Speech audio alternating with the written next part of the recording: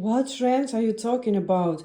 Russian people usually own apartments, especially when they're elderly. Of course, there are some places for rent, but those are for students or people who move from one city to another. Elderly people live in their own apartments, like I actually do. And my utility bills for November 2024 were 5,677 rubles, which is $56. All utilities, with the exception of gas. I'll show it to you later. Like and subscribe. This was one of the coldest months. Look at October. 4,105 rubles, which is $41.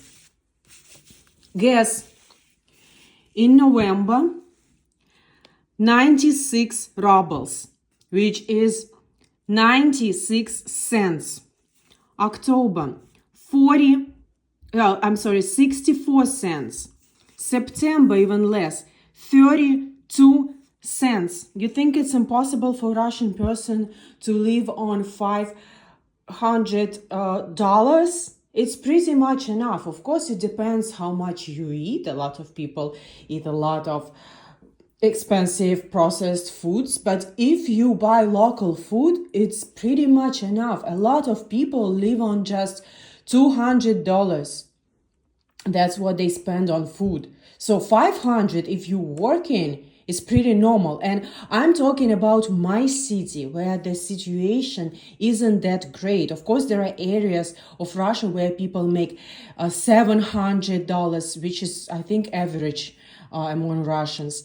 And some areas like St. Petersburg and Moscow where people make $1,000, $2,000, $3,000.